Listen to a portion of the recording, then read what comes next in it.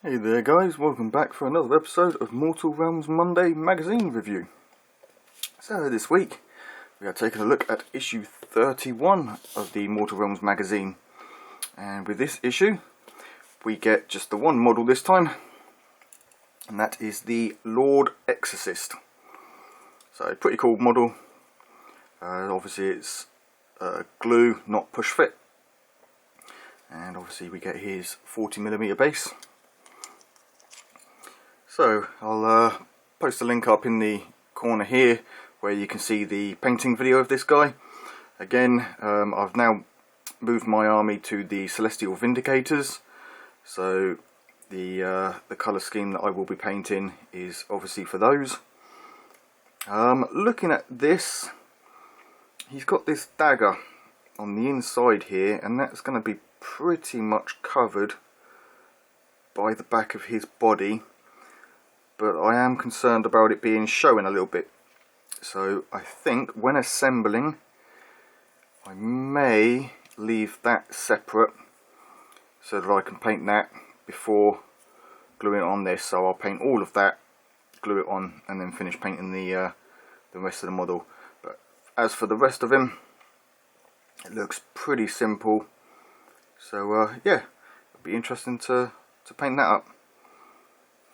So anyway, the magazine itself. So this issue, obviously we've got the Lord Exorcist. We're going to be looking at magic in the Mortal Realms and setup and objectives tutorial.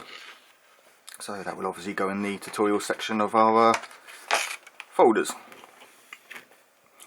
Right, so the Lord Exorcist. Lord Exorcists are master at channeling celestial energy to banish demons and ghosts.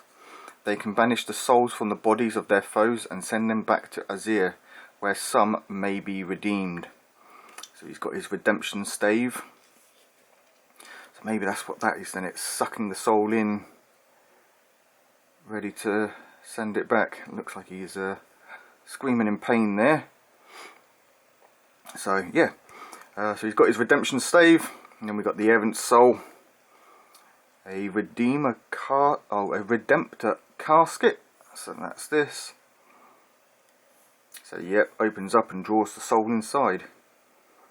Then he's got his scales, determines whether you're worthy of being redeemed or not. I'm assuming if it leans towards the Stormcast helmet, then that's what you'll be redeemed as. And if it's the skull, then you're pretty much screwed. Then he's got his Tome of Exorcism and his anvil icons. So yeah, pretty cool model. Right. So we've got obviously a little bit about him, about the banishment and the exorcism that he does. And yeah, the Master of Souls.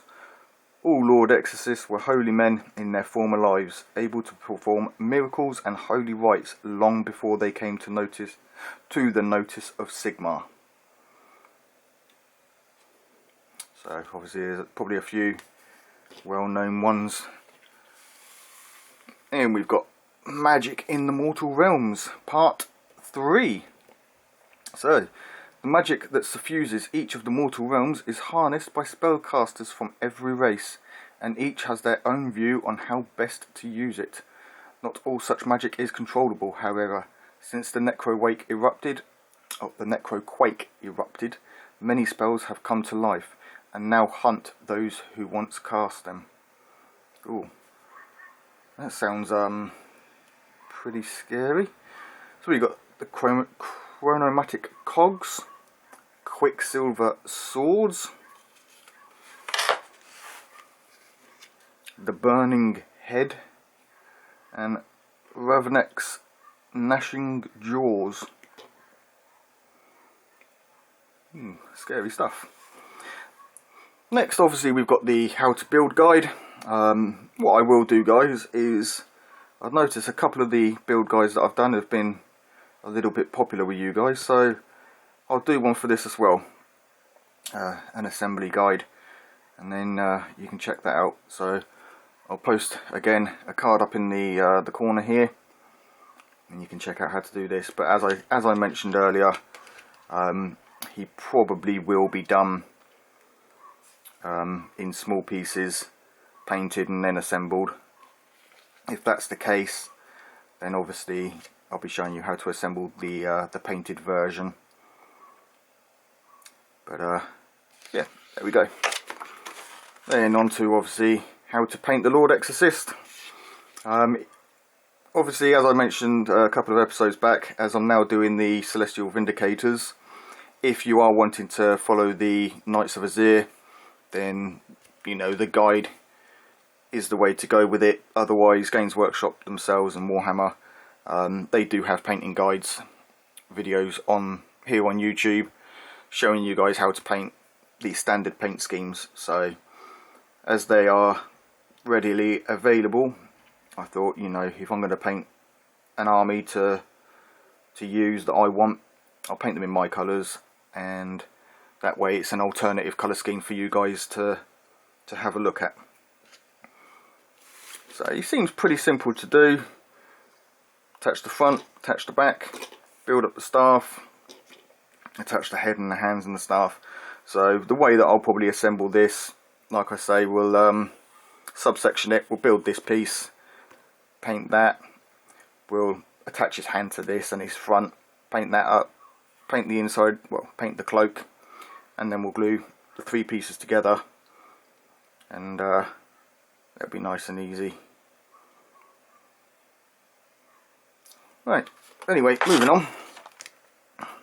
So obviously, like I said, we've got the painting guide here, quite a few pages on this one.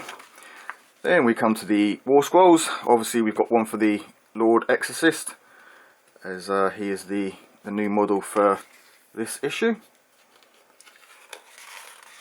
So what does he do? So he's got his Redemptor casket. The Redemptor casket sits at the top of the Lord Exorcist's stave. It is used to capture the souls of his foes. At the start of the shooting phase, it has the potential to cause mortal wounds to any units with the demon or night haunt keywords that are within 6 inches of the Lord Exorcist. So instant wounding, or near instant wounding. At the start of the shooting phase,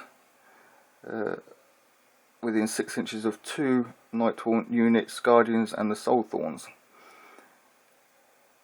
Guardian of Souls and the Thorns, sorry. The Stormcast Eternals player must now roll dice for each night haunt unit within 6 inches. For each score of 4+, that unit will suffer 1 mortal wound. So obviously no mortal wounds on the Guardian of Souls, but the Thorns, he does 1 mortal wound.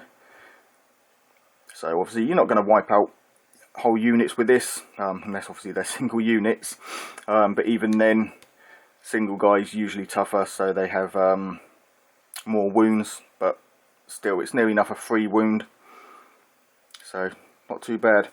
Then he's got the Purifying Blast. Obviously if you guys are collecting the magazine, I'll let you read through that one. But next up we've got the War Scroll for the Guardian of Souls, and then obviously here's a couple of abilities. So he's got the Nightmare Lantern and a Spectral Lure. Then we've got Battle Plan Tutorial, so how to set up armies. Obviously that's now going to start up building up our tutorial section of our folders. And then how to use it. Then we've got, what's this? The Spitefrond Thicket. Alright, so that's the battle that we can play through. So there's our battle plan and objectives, and also on the back of the back page here we've got some objective markers, 6 of those. Obviously these are sort of teardrops. I'm assuming they're a Stormcast type, unless they're generic, I'm not too sure, but it may be nice if we can get some Night Haunt themed ones, but I'm assuming it will just be these and that's about it. So yeah, that's the issue. Then next issue, next week, we get issue 32, where we get our skulls. Now, as far as I'm aware, this is the entire contents of the skulls set that you can buy from Games Workshop. So definitely some value in that issue. And obviously right now you can see the value of this issue with the Lord Celestant. Then issue 33, we've got the Sterling Mud with the texture tool. That issue, you're probably not going to be saving too much money. I don't know what Games Workshop charge for this thing, but in all honesty, use an old brush. So cost wise, or you know, savings wise, not too great on that issue. We do get a few, usually when they're the paints. You don't save too much. It would probably be cheaper to buy the contents without the magazine. But you know, if you count the cost of the magazine, it's for the 3 altogether. You know, it's worth it. Plus, obviously, we make huge savings on other issues. So overall, it will balance itself out. Which at the end of all this series, I will do a total add up. I may do it with issue 40. So halfway through, we can see how much we've spent on the issues and how much we've saved overall through that part. You know, up to the halfway point. That gives you a good idea on the value of the magazine. So anyway, that brings us to the end of this episode. Thanks a lot, guys, for joining me once again. It is much appreciated that you watch these videos. If you are enjoying them, hit that like button, hit that subscription button, ding that bell, get those notifications of when new videos go live. And if you have any ideas for future videos, be it to do with Mortal Realms or outside of Mortal Realms, painting tips, tricks, anything like that, let me know down in the comments what you would like to see, and I'll be sure to try and get those videos made for you. But until next time, guys, take it easy, keep painting those minis.